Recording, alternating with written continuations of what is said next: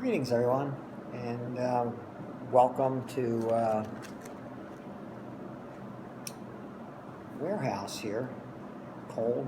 Got my hoodie on here. Going to be getting into Chapter 8, the Presidency, this time around, and we're going to be tracing the developments of the presidency and for choosing and replacing them. And we want to identify and describe the constitutional powers of the president in this lesson, as well as evaluate the development and expansion of presidential powers. Some of the major heads-up terms here would be the 22nd Amendment, where the Constitution laid down the law that you can only serve 2 4-year terms at the most. Watergate, I'll talk about that. The Nixon White House was, they had hired some lieutenants, if you will, to bug the Democratic National Headquarters in 1972, and the saga lasted up through August of '74. Where Nixon stepped down right before he was going to be impeached. Iran-Contra, kind of a sordid story too. The Soviets had a communist-backed government down in Nicaragua, and we had hostages, some more hostages in the Middle East. Iran and Iraq were having a war during that time period. And Congress didn't want the Reagan administration meddling in Nicaraguan affairs anymore, so they passed the Bolin Amendment, 1 and 2, stating that they couldn't do that. Well, Reagan basically, he wanted to stop that the Soviet-backed regime from spreading in Central America. So he basically told his top lieutenants, that do what he could to get some of the hostages out of the Middle East and to continue funding the rebels, the Contra rebels who were looking to overthrow the communist government down in Nicaragua. And those guys did that, but some of them got caught doing it, and it led to the Iran-Contra scandal. And then precedent. We'll talk about a precedent. Precedent is basically what George Washington did. Yeah, he set a precedent of just a presidential term. He didn't stay as long as he probably could have, right? He was loved and respected. He could have stayed for the rest of his life. He just stayed for a couple of terms, and basically set a precedent there until the 1930s, right? So precedents. Courts look at precedents all the time when they're ruling. They'll go back and look at a precedent, something that was already ruled on before, to guide their, guide how they adjudicate. So a president must be able to exercise constitutional powers, but also unwritten ones as well. They use the symbols of office and bring the nation together. Ever since Watergate, which I just mentioned, there's been intense public and media scrutiny of the presidency. The relationship between the president and the public has changed as well, and the relationship between the president and the media has also changed. People look to the president to solve problems, as their respect for the office has declined. Let's take a look here at the first things I want you to know for the quiz: the roots of the office of President of the United States. And as in the case of Congress, historical experience has influenced the presidency. The King of England and the royal governors appointed by the king were often at odds with the elected colonial legislatures and the folks, here in the colonies. So, because they had the best interests of England at heart. And the colonists, by that point, had their own culture here. It wasn't England anymore, really, here. It wasn't an English culture so much. And they had different ideas by the mid-1700s. So the colonists distrusted both the king and the royal governors so much so that the Articles of Confederation, which we took a look at not too long ago, neglected the executive branch to a large degree. At the Philadelphia Convention, the framers worried about how to frame an executive so that the office would be strong enough to govern, but not so strong that it could abuse power. The majority of the framers agreed that the executive power should be vested in a single person to be called the president. Let's take a look at the qualifications of, in terms of office of the president. Only just three things here. The Constitution requires the president to be 35 years of age,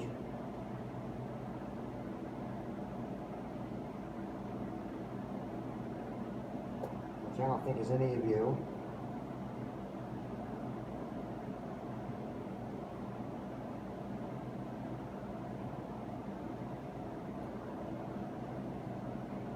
"14 years a resident, and a natural born citizen."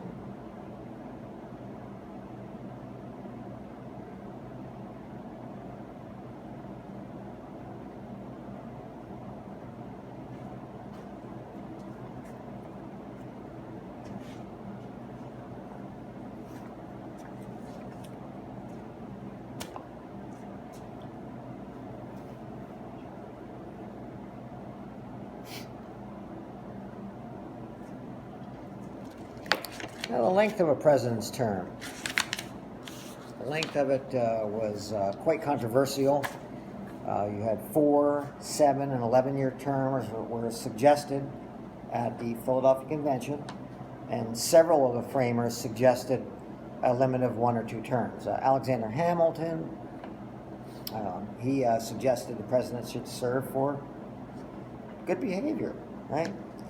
So the compromise was a 4-year term with eligibility for re-election. George Washington, the first president, served 2 terms, and then he stepped down. This pattern became tradition up until FDR, so for 150 years. FDR ran for and won 4 terms, died early in his 4th year. His long tenure in office led to the passage of the 22nd Amendment that limited presidents to 2 4-year terms or a total of 10 years in office. And some folks might ask, well, how's that work, 10 years in office? That could have happened in mid-70s. Nixon was impeached. He was in his 2nd term. And obviously he didn't get to finish it. He had 2 years left. Gerald Ford, as vice president, took over, who ran for president in 1976 and lost. More on that a little bit later, too. He lost, and had he won that and another term, yeah, he would have been eligible for 2 full terms. He would have had a total of 10, right? Total of 10 years. Impeachment. Impeachment and removal are the ultimate check on the office of the president. The House conducts an investigation and drafts articles of impeachment for treason, bribery, or high crimes and misdemeanors. The Senate then tries the case with the Supreme Court Justice presiding, and if 2/3 of the Senate votes for the articles, the president is removed from office. Only 3 presidents have been impeached. Andrew Johnson back in 1867, I believe it was. He was Lincoln's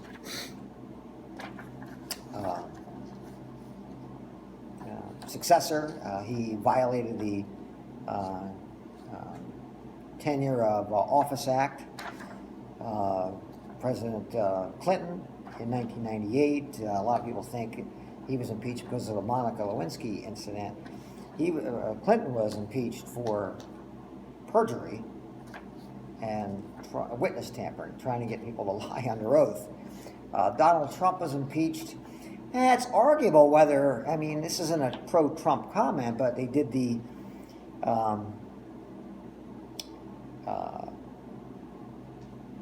escaping my mind right now, the Russia collusion investigation, and they found really nothing. And you know, of course, he said all along that it was just basically a witch hunt. But you know, neither of these men, neither of these three men were removed. Now, I'm going to, just a side note here, I'm going to be adding on the course page, so I can make sure you're participating in these, that I'm going to add some comprehension questions. I'm going to help you get ready for the quizzes too, obviously.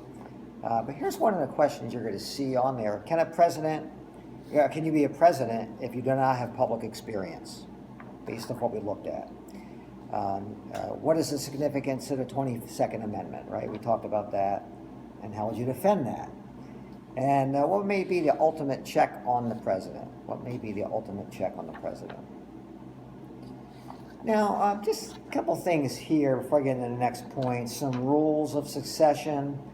Congress passed the Presidential Succession Act of 1947 that stated the order of succession after the vice president.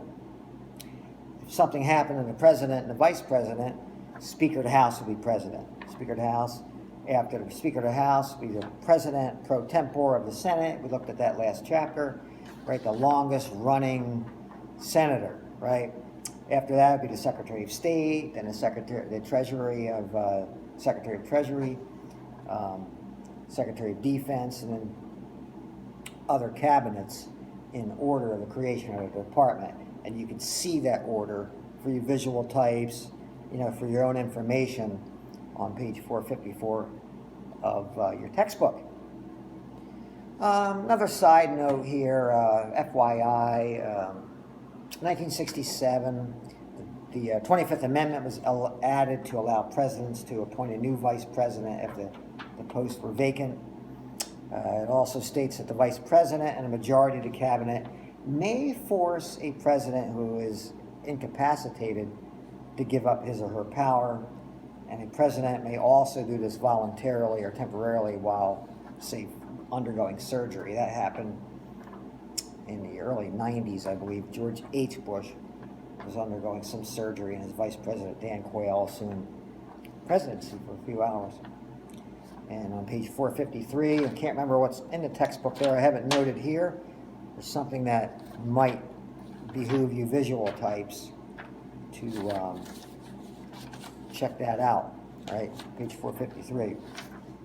Let's look at the notes again here. Constitutional powers of the president. Let's take a look at the constitutional powers of the president.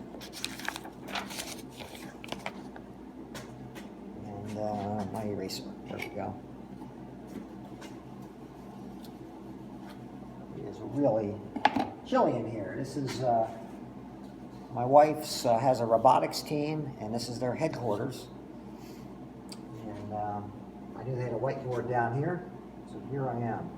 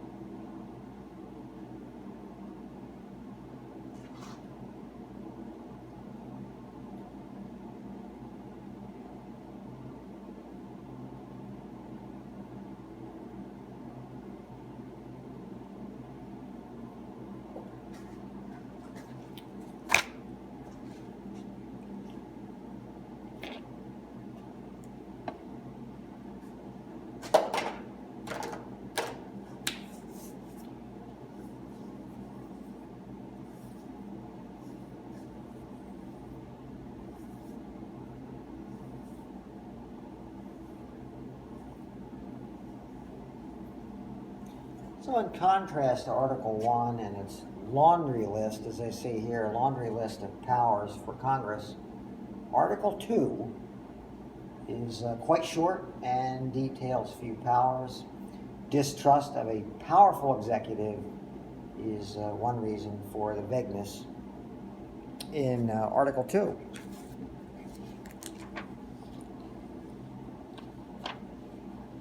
George Washington was the first president that was, he was widely respected as a statesman, right? Not a politician. Come a long way from that, have we not, right? I was thinking the other day, if there's something that could really mess up the nicest dreams, it would be a politician, right? They believed back then that Washington would set a precedent of responsible exercise of executive power. And looking at your fills here, but the first line of Article 2 may be the most important grant of power to the president. It states that, quote, the executive power shall be invested in the president of the United States of America, end quote. Quote, the executive power shall be invested in the President of the United States of America, end quote. The executive power shall be invested in a President of the United States of America. And much like the necessary and proper clause, which we detailed in some length a few chapters back, much like that clause for Congress, the executive power clause has been the basis for implied powers, or has been an elastic clause allowing the powers of the president to exceed the enumerated powers in Article 2, right? And I'll have some questions on that section as well for you on the course page. Let's take a look at the appointment power. The president has the power. Well, I'm going to go over those questions here real quick. Why do you suppose Article 2 is so short on details when compared to Article 1? And why do many believe that the first line of Article 2 may be the most important grant of power to the president? Now, the appointment power, the president, looking at your fills here, the president has the power to appoint ambassadors, public ministers, counsels, judges of the Supreme Court, and other officers, okay, with the advice and the consent of the Senate. This is in the Constitution. The president today makes over 3,000 appointments to his administration.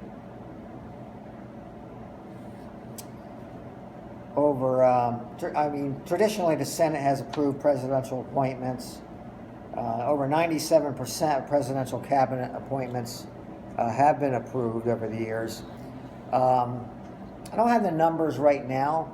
As of about a year ago, Trump had about 57% of his cabinet approved. Some of that was due to obvious blockage from the opposition party. Republicans were to blame for some of that too. Some of it's Trump. He just doesn't necessarily see the need for many departments, right? He sees them basically as a massive waste. The power to convene Congress. Let's take a look at the power to convene Congress. As I get my notes here, to say earlier presidents sent written statements to Congress, and presidents can convene Congress as well as other times as well. But power to convene Congress.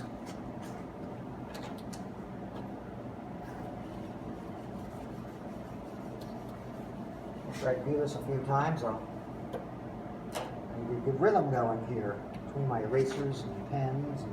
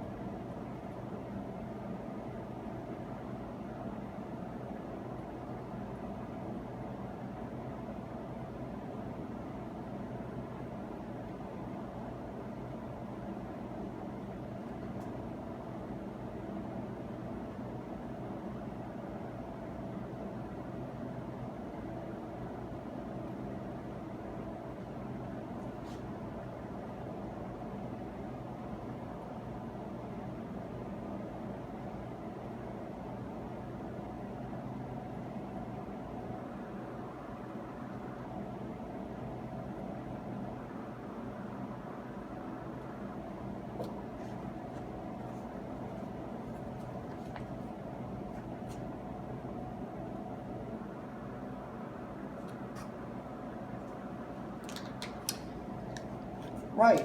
Yes. According to the Constitution, the president must periodically inform Congress of this state of the union.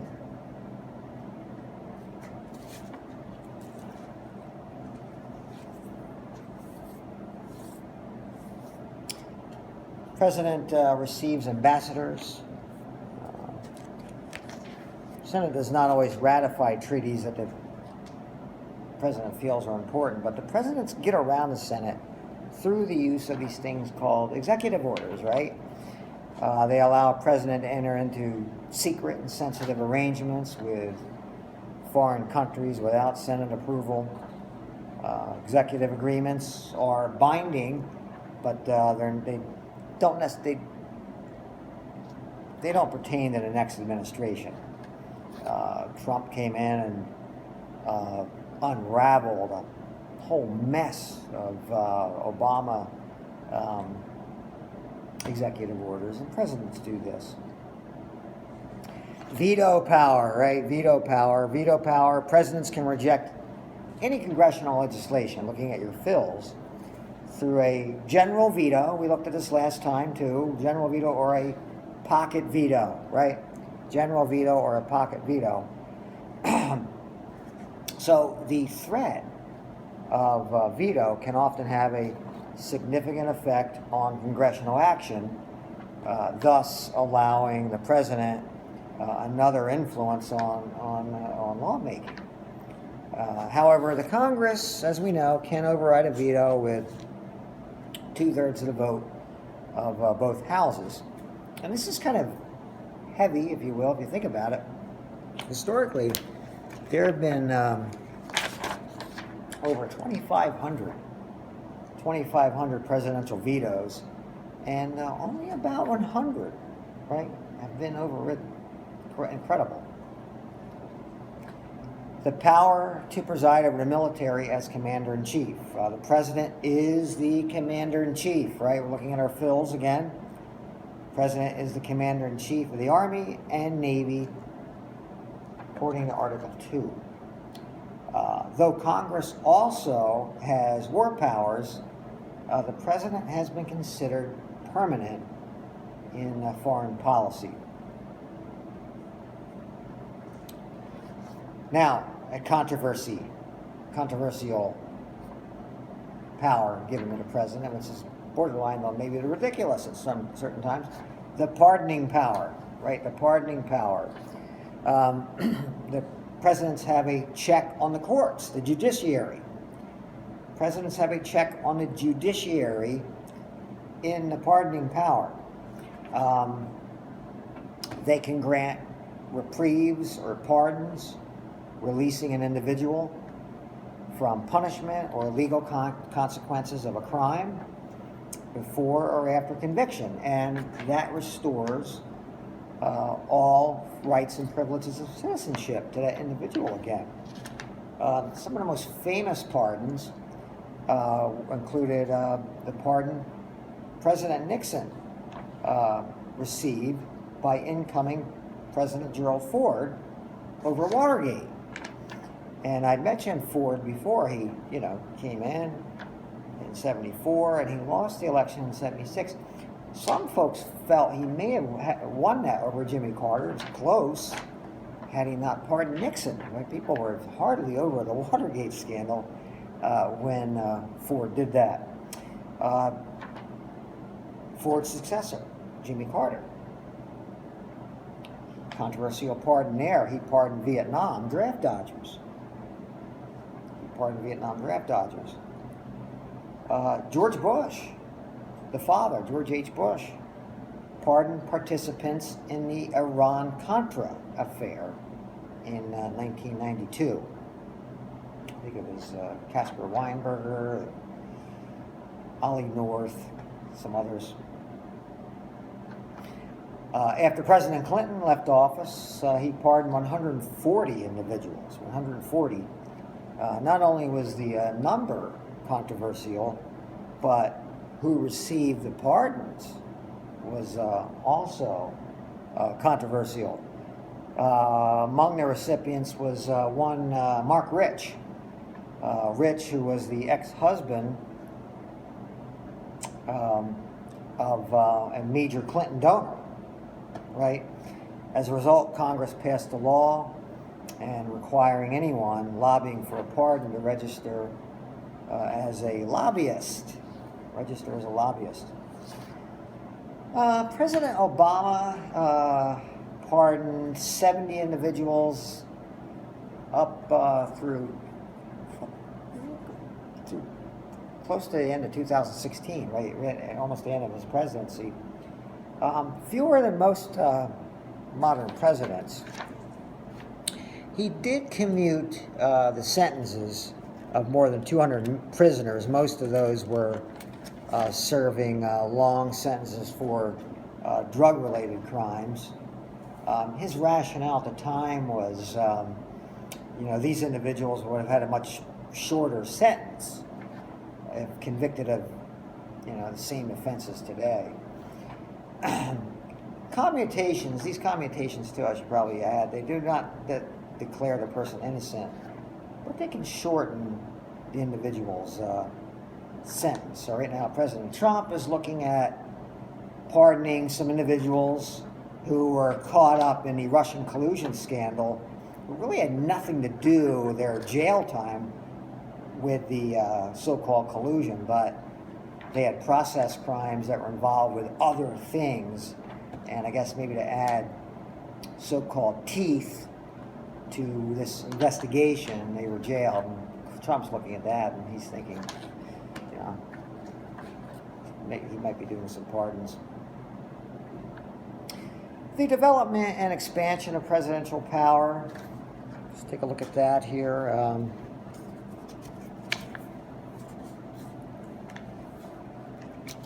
Get my stuff together here.